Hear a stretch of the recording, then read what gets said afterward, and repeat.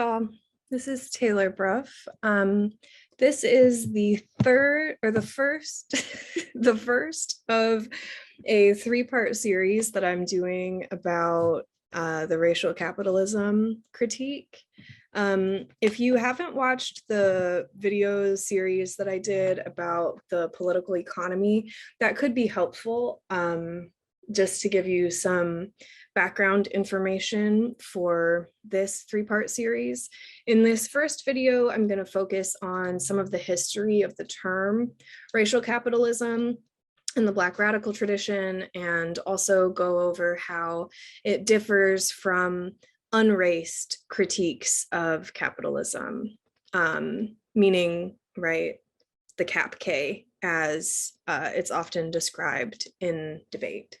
So racial capitalism was coined by Cedric Robinson in the book Black Marxism, The Makings of the Black Radical Tradition.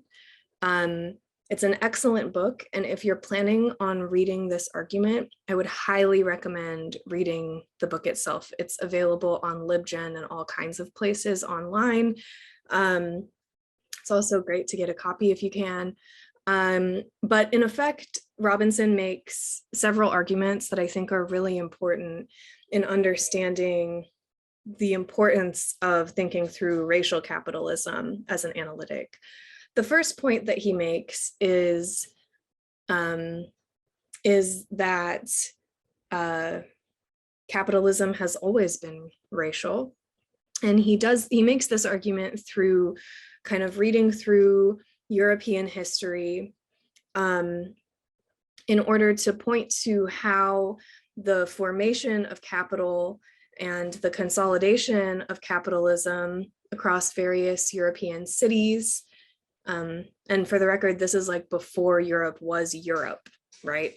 But how the consolidation of capital across European cities required the production of classes of people who were racialized. And so he does this like whole really extensive history of, of how the various city-states like Venice and Rome, to an extent, in London, many others,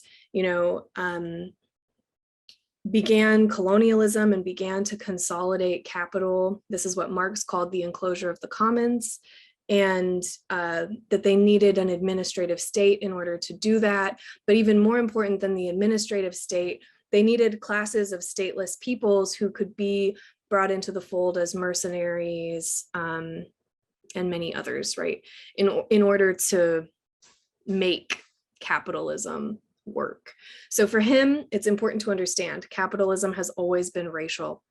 And then with the advent of chattel slavery, he really argues that that's what saved the capitalist mercantilist system in Europe. That's what allowed these city-states to expand into nations, to accrue massive amounts of wealth, and ultimately to expand beyond the borders of Europe into the so-called New World and other places. So capitalism has always been racial. That's the first significant thing to understand. And secondly, and this kind of gets at what is different about Marx's reading from Cedric Robinson's reading, Robinson really contests the idea that the proletariat is the revolutionary class. For Marx, the proletariat, or the worker, is the class that is capable of overturning capitalism. They are the subjects of revolutionary history. And for Robinson, the proletariat is not and cannot be understood as the revolutionary class, because to understand things in that way would negate a vast amount of the Black radical tradition, including slave revolts like the Haitian Revolution and Nat Turner's Rebellion and others, that really prove that the position of the worker cannot be the revolutionary position.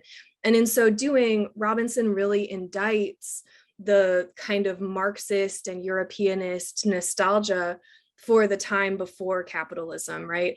Like there's a lot of Marxists today even who sort of lament the move away from like country living, in Europe, and who seem to have a real nostalgia for a time before capitalism. And what Robinson is pointing out is that like things were not good in Europe, before the advent of capitalism, that they were really living in pretty terrible conditions. There were like plagues and bad sewer, like poop in the streets, and all kinds of things about Europe that were not really functioning well. And so for Robinson, you can't think of the proletariat as the revolutionary class, because that disavows the entire history of the Black radical tradition. Which brings me to Robinson's third and extremely important point, which is that the Black radical tradition has endured throughout slavery. He describes it as the preservation of a kind of African consciousness.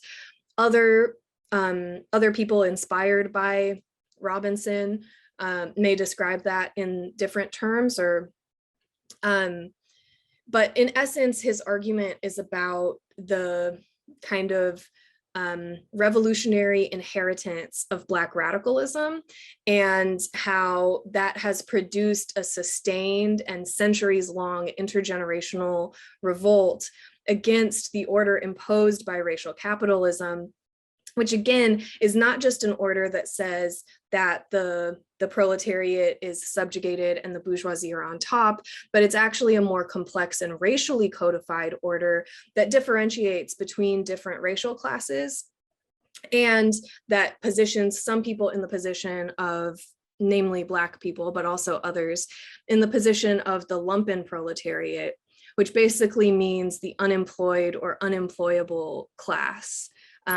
So people who have felonies, for example, or people who do illicit forms of work, are in the lumpen class. And so in this way, when we think about the lumpen class as a revolutionary class, we're massively departing from unraised versions of capitalism, or the Cap K, and from Marx, right? Marx really did not think that the lumpens could form a revolutionary class or could be subjects of history. And so that's really what Robinson and the Black radical tradition are trying to get at, right? Is that there's a class below the proletariat, often unrecognized, right? Who is not reliant upon unions so much as upon all of these alternative forms of organization. And so, yeah, that's kind of some of the history of the racial capitalism critique. And you all can tune in for parts 2 and 3, where I'll be talking a little bit more about how to operationalize the argument in actual debates.